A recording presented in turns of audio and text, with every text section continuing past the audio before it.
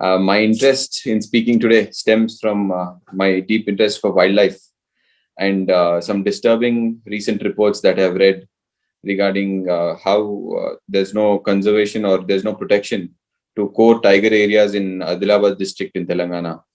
And it is my endeavor today to equip all of you and make you understand that the legal recourses available um, in and the legal principles that have been laid down through judicial activism. Today, as we speak, there is smoke emanating from my balcony as we are speaking on Diwali. And if it is us who is just unfavorably altering the surrounding around us. So the recourse that is available to all of you, as you all know, might be to approach any problem that you have. You can file a public interest litigation in the Supreme Court under Article 32 or the High Court under Article 226. But the less used and the less known, as I would say, recourse in some situations of public nuisance is Section 133 of CRPC. Now, as Harsh has rightly set the tone by broadly talking about the three principles. There are more legal principles, but I'll just state the judicial pronouncements under which these judicial principles have emanated and what the courts have said. Harsh was talking about public trust doctrine, and this emanates from the case of Kamalnath versus Union of India, where an influential politician was granted permission to construct, and he encroached upon 27 bighas of land on the banks of River Bias. And when the construction was to commence, corrective actions were taken, and it was stopped on the lines that the construction would obstruct and change the course of the river, that is River Bias. Now, what was held in that case was the public trust doctrine. Basically, what public trust doctrine says is all the public places and public monuments, everything belong to the public, and the government is shouldered with the responsibility to protect them. This is a very broad principle that can be used when any one of you is thinking about taking any legal recourse when there is some sort of interference, say a mining activity or there is any river stream that is being obstructed to. Now, Harsh was talking about the polluter pays principle also.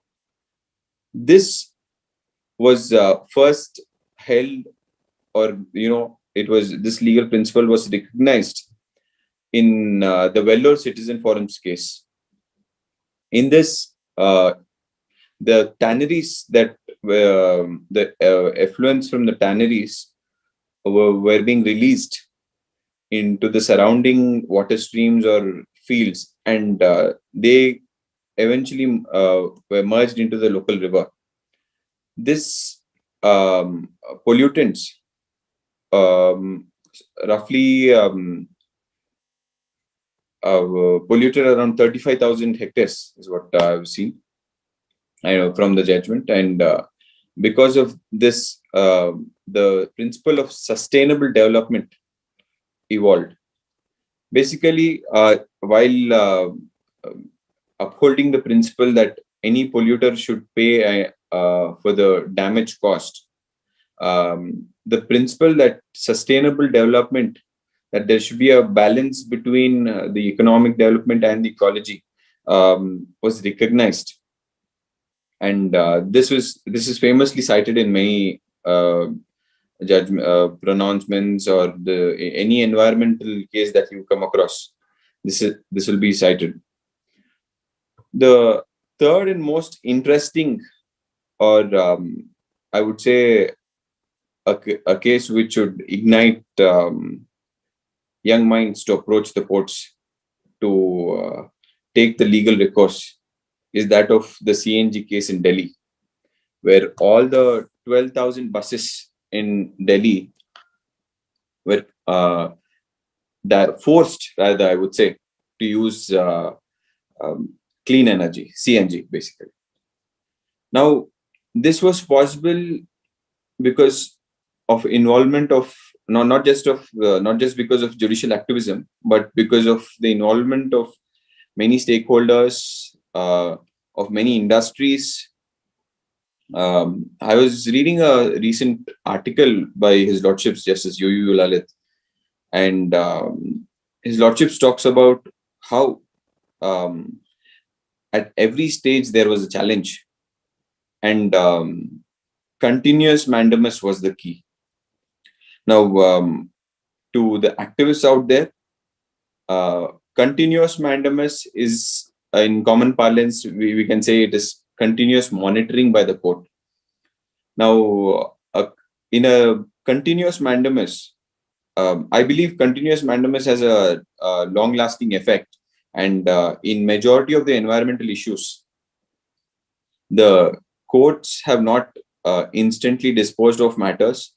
They've kept them pending. They've monitored the progress at every stage, and this made the reform. This set the tone for the impossible to happen. I particularly talk about this case because when CNG was being implemented, there was a lackluster attitude from the government.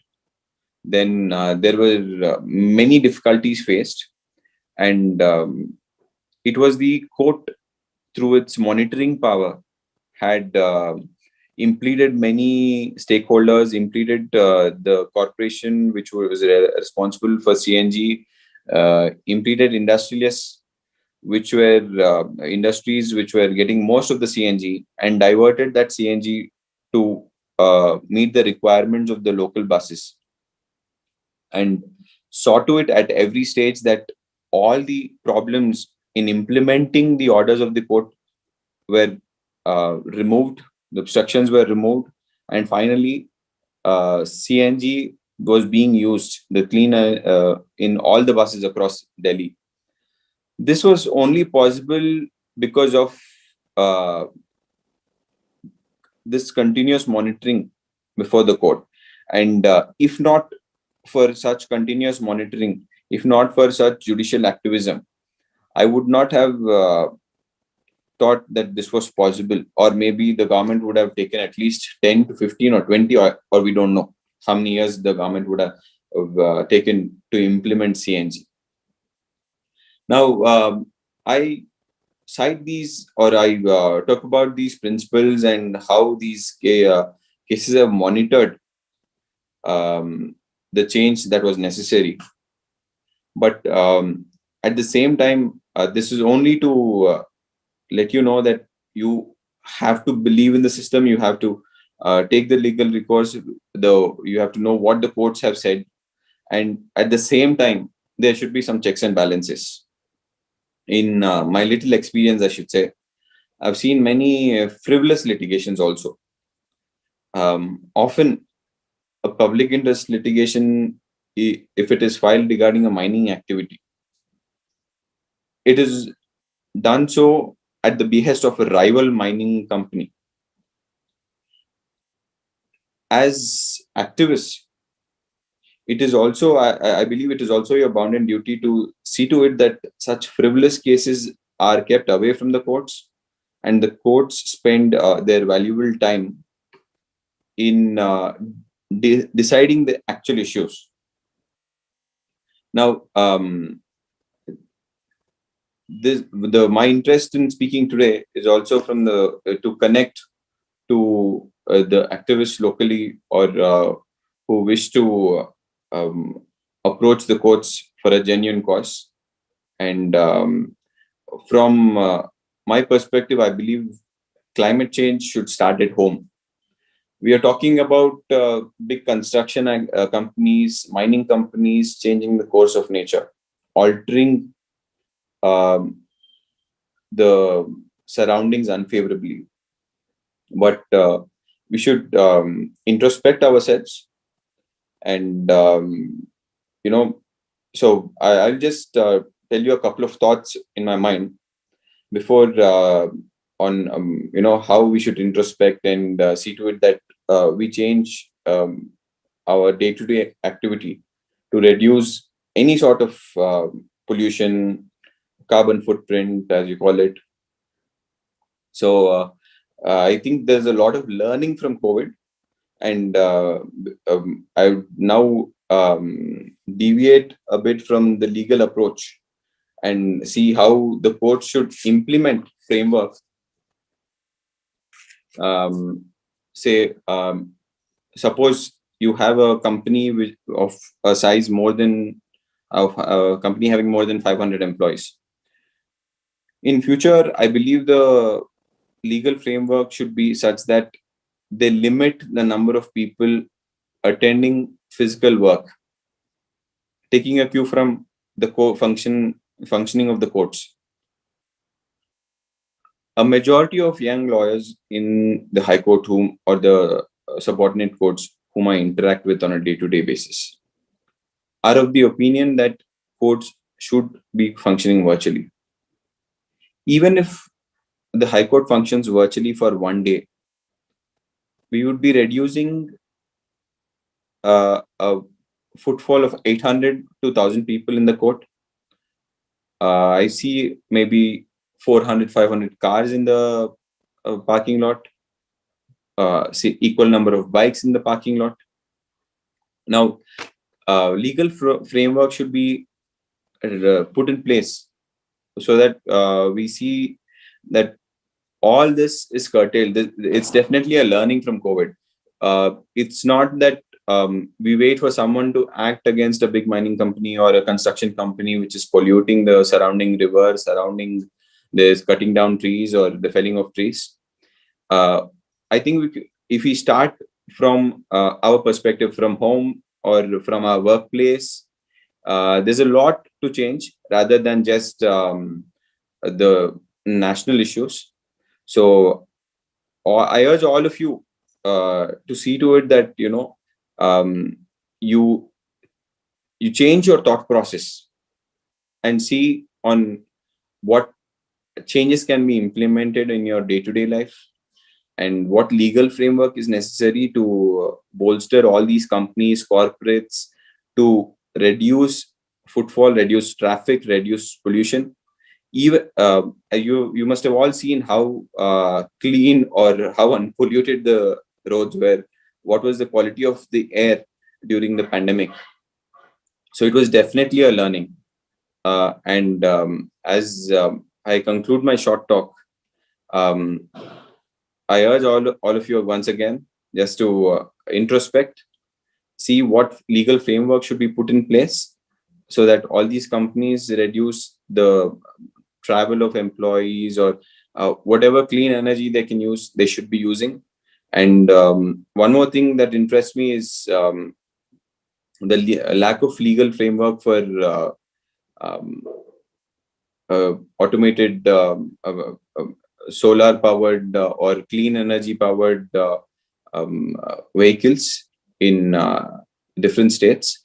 Although Telangana has implemented that there would be no road tax for a completely electrical vehicle or a clean energy vehicle. It's time that they have a legal framework. They encourage that people use solar powered vehicles and everything, and there needs to be a proper framework, legal framework for that also as well. So I thank Council for Green Revolution for this wonderful panel discussion, and Pawan with his informative talk has enlightened about the international framework and what needs to be done, and how the central government, even though it introduced in 2015, did not take it forward. And I believe Pawan, with his active state of mind, should go ahead and approach the competent courts, seeking directions to implement the necessary framework. And it was also informative on as Harsh set a tone for my talk as well. Thank you.